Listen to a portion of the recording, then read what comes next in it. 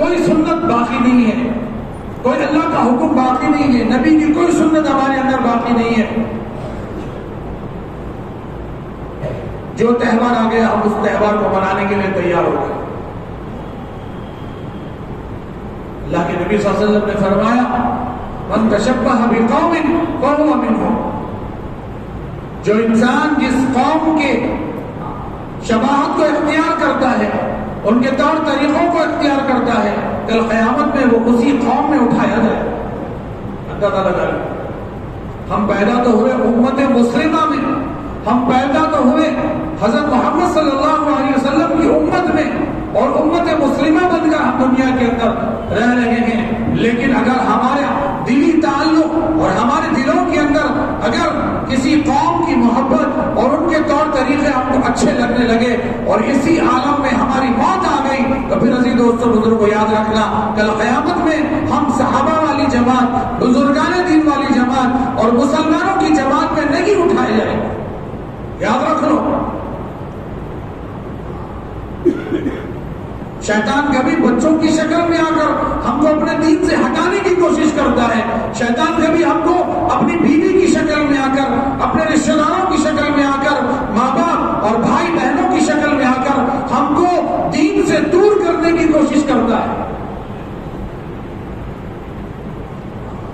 ان کو خوش کرنے کے لیے ان کی خواہش ہے، فلاں کی خواہش ہے، فلاں کی خواہش ہے، یہ کہتے ہوئے اپنے دین کو چھوڑتا ہے اور دوسروں کے طریقوں کو اختیار کرتا ہے۔ عزیز دوستو یہ شیطان کا بہت بڑا دھوکہ ہے۔ جہاں ہماری اولاد، ہمارا معاشرہ، فرمایا ہمارا گھرانہ اگر ہم کو اللہ اس کے رسول کے دین سے ہٹانے کی کوشش کرے، عزیز دوستوں بزرگوں، پھر ان لوگوں کو راضی کرنا چھوڑ کر اللہ اس کے رسول کو راضی کرنا اختیار کرو۔ دنیا نے ہم کو بہت ساری ایسی بیکار چیزیں دے دی جس کو پا کر ہم دنیا کے اندر تو خوش ہے لیکن اللہ ہم سے ناراض ہے۔ خاص کر ہمارے نوجوان نسل، نوجوان لڑکے اور لڑکیاں اس کا بہت زیادہ شکار ہے، بہت زیادہ شکار ہے، اور پھر بڑوں کا ان پر سپورٹ بھی ہے۔ بڑے بنے ہیں، خالی بڑے نام کے بڑے ہیں، لیکن اپنے بچوں کو زبردستی یا سمجھا کر، بھلا کر یا پیار سے، محبت سے تھوڑی تاکید کر کر اپنے بچوں کو دین پر لانے کی بڑوں میں طاقت ختم ہو گئی ہے، صرف نام کے بڑے بنے ہیں۔ کل قیامت میں ان بڑوں سے بھی سوال ہوگا کہ اللہ نے اللہ کہے گا کہ ہم نے تم کو تمہارے گھر کا بڑا بنایا تھا، خاندان کا بڑا بنایا تھا، سرپرست بنایا تھا، تم اپنے ماتحتوں پر ہمارے دین کو کتنا نافذ کیا۔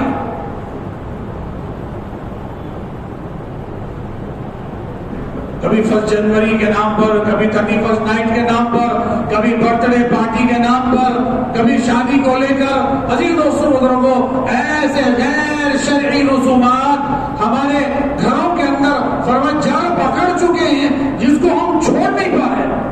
یاد رکھو اللہ کے نبی کی حدیث، اس وقت میں اس حدیث کو یاد کر کے اٹھو اور اپنے گھر میں بھی چلاؤ کہ جس قوم کی شباہت اور طور طریقے اختیار کرتا ہے، جب مرے گا وہ اسی قوم میں اٹھایا جائے۔ یہ 31 نائٹ کس کا دیا ہوا ہے؟ چھپا کر لے جا رہے ہیں، چھپا کر لے جا رہے ہیں، اپنے علاقے سے لے کے پتہ چلے گا دوسرے دور دراز علاقوں سے لے کے آ رہے ہیں۔ وہ حرام نہیں ہے، ویسے پہلے بھی کہہ چکا ہوں، کیک کھانا حرام نہیں ہے۔ یاد رکھو ایک ایسے وقت میں ایک عام آدمی بھی مفتی بن جاتا، کیک کھانا حرام ہے، یہ کھانا حرام ہے، وہ کھانا حرام ہے، کیا کیا کھانا کیا کیا نہیں کھانا اگر پکڑنا شروع کر دیے، حلال چیزیں بھی کھانا چھوڑ دی۔ عزیز دوستوں بزرگوں، کیک کھانا حرام نہیں ہے،